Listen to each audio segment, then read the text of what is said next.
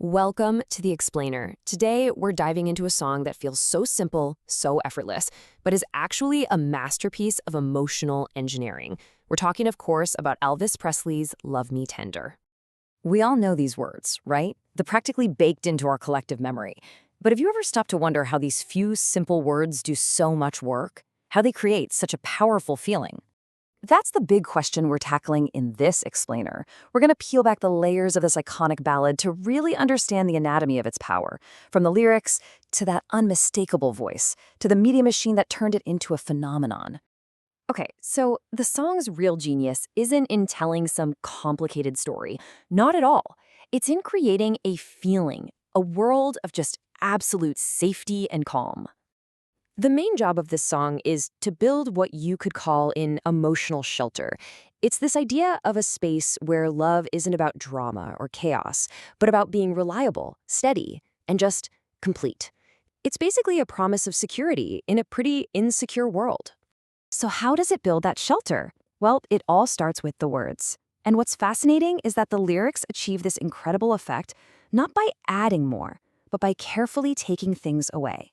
I mean, think about it. The lyrics get rid of all the usual friction. There's zero mention of jealousy or conflict or drama, the stuff that usually fuels love songs. Instead, every single word is focused on building this foundation of total commitment, reassurance, and trust.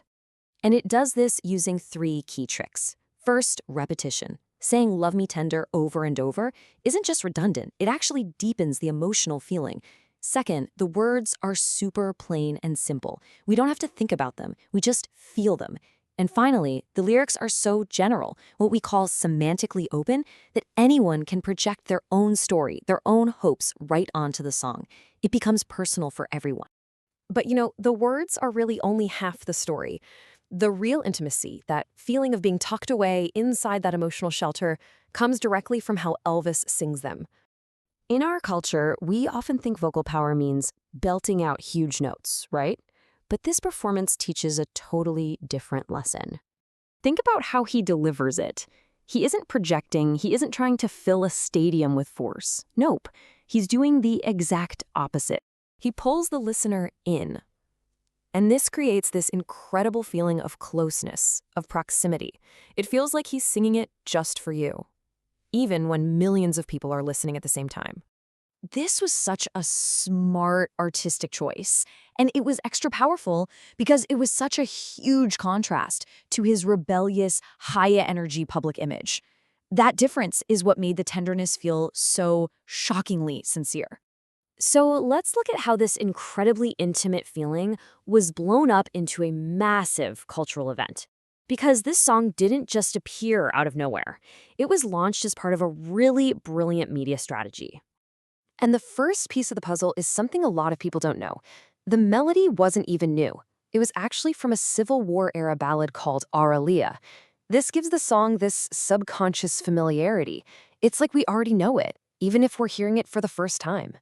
So they took this old, familiar melody, and then bam, they launched it in this perfectly timed media storm in the fall of '56. He records it for his first movie, debuts it on the biggest TV show in the country, and then they even rename the movie after the song.